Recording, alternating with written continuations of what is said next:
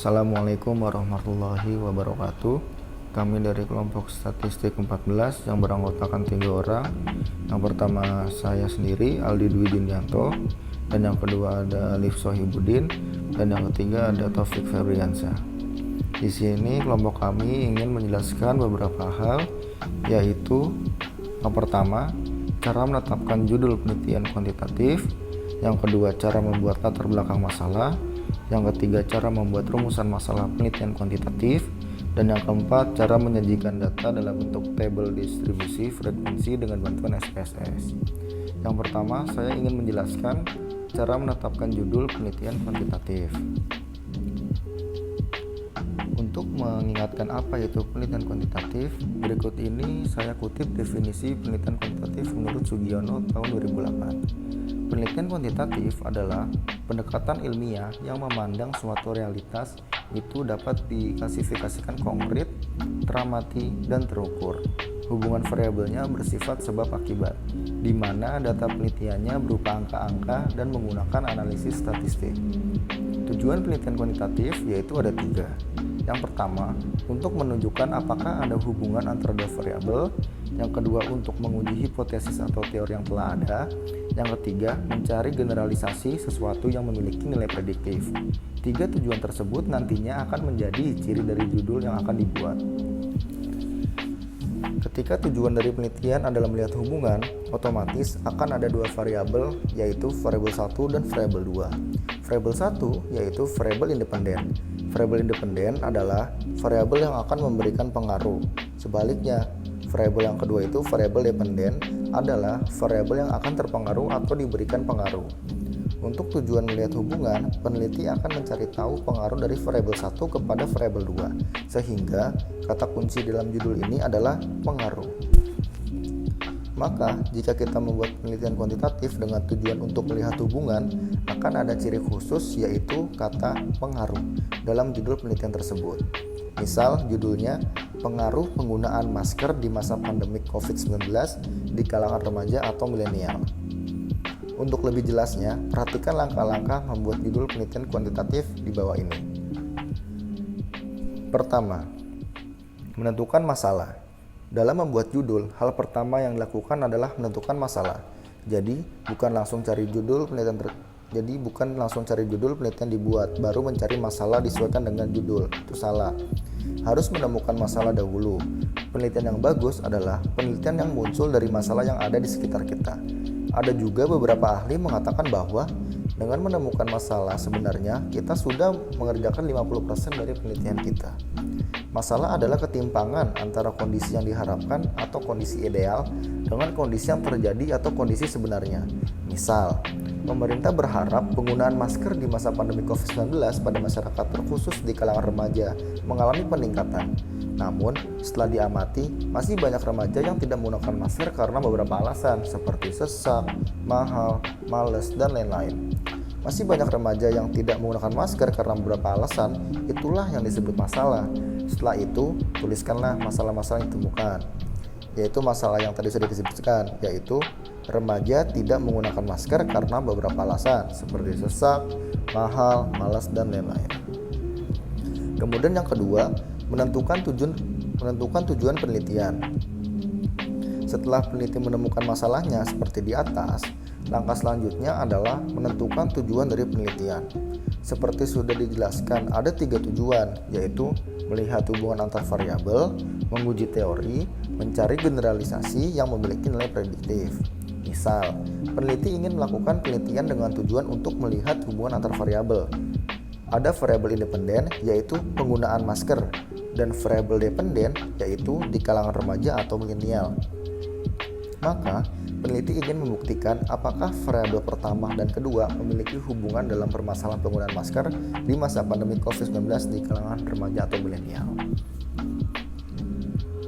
Kemudian yang ketiga, menentukan variabel-variabel penelitian. Variabel adalah hal-hal berupa apa yang dicari, diamati, diteliti dalam penelitian. Ada banyak macam variabel. Ada 2 hal minimal yang harus diketahui, yaitu variabel independen dan variabel dependen. Variabel independen adalah variabel yang mempengaruhi atau yang menjadi sebab perubahannya variabel dependen. Sedangkan variabel dependen adalah variabel yang dipengaruhi perubahannya oleh variabel independen. Misal, variabel penelitian independen yaitu pengaruh penggunaan masker, sedangkan variabel penelitian dependennya yaitu di kalangan remaja atau milenial. Kemudian yang keempat, menyusun judul. Setelah menemukan masalah, kemudian membuat tujuan penelitian dengan tujuan untuk melihat hubungan antar variabel dan kamu sudah menuliskan variabelnya. Maka langkah selanjutnya adalah langkah yang sangat mudah, yaitu menyusun judulnya. Judul umumnya terdiri dari kata yang mewakili tujuan penelitian seperti pengaruh, hubungan, efektivitas, dan keefektifan. Selanjutnya ada variabel 1, ada variabel 2, ada fokus materi yang diteliti, dan ada objek yang diteliti. Contohnya, kata yang mewakili tujuan pengaruh, variabel satunya penggunaan masker, variabel keduanya di kalangan remaja atau milenial, dan fokus materinya pandemi COVID-19, dan objek yang ditelitinya yaitu remaja atau milenial. Setelah menulis komponen di atas, Anda dapat menuliskannya dalam bentuk judul seperti berikut, yaitu judulnya pengaruh penggunaan masker di masa pandemi COVID-19 di kalangan remaja atau milenial. Nah, yang selanjutnya ada cara untuk menentukan latar belakang dalam penelitian kuantitatif. Nah, khusus di penelitian kuantitatif ini, Anda harus menyusun dulu kerangka latar belakang Anda. Buat gagasan pokok untuk setiap paragraf, dan Anda juga bisa membuat 5 gagasan pokok untuk 5 paragraf. Dan berikut cara-cara untuk membuat latar belakang. Yang pertama itu tentukan tema, topik, dan judul makalah. Dan selanjutnya itu buat kerangka pemikiran dengan menentukan ide pokok atau gagasan pokok untuk setiap paragrafnya. Dan selanjutnya letakkan gagasan pokok mengenai judul makalah di paragraf yang paling akhir. Contohnya judul makalah Anda adalah pengaruh penggunaan masker di masa pandemi COVID-19 di kalangan remaja atau milenial. Maka Anda bisa memulai latar belakang Anda dengan kerangka sebagai berikut. Poin pertama itu pandemi COVID-19. Poin kedua, tingkat penggunaan masker. Poin ketiga, alasan penggunaan masker. Dan poin keempat itu adalah pengaruh penggunaan masker pada remaja atau milenial. Nah, selanjutnya ada cara untuk menentukan rumusan masalah dalam penelitian kuantitatif. Dalam penelitian kuantitatif, setidaknya ada 4 langkah dalam membuat rumusan masalah, yaitu sebagai berikut. Yang pertama itu menentukan topik permasalahan yang ingin diteliti. Dan yang kedua, menentukan hal-hal yang akan menjadi pertanyaan pada penelitian secara kritis, dan pastikan rumusan masalah yang dipilih memiliki nilai penelitian, memiliki manfaat, dan jelas. Dan yang ketiga, hubungkan rumusan masalah dengan teori yang ada. Dan yang keempat, susun kalimat rumusan masalah sesuai dengan topik permasalahan dan judul penelitian. Nah, contoh rumusan masalah yang telah kelompok kami buat, yaitu kelompok kami meneliti tentang pengaruh penggunaan masker di masa pandemi COVID-19 di kalangan remaja atau milenial. Yang contoh pertama adalah faktor apa saja yang menyebabkan remaja tidak menggunakan masker di masa pandemi COVID-19. Dan contoh yang kedua adalah apa saja pengaruh penggunaan masker terhadap remaja atau milenial di masa pandemi COVID-19. Selanjutnya, cara menyajikan data dalam bentuk tabel distribusi frekuensi dengan bantuan aplikasi SPSS.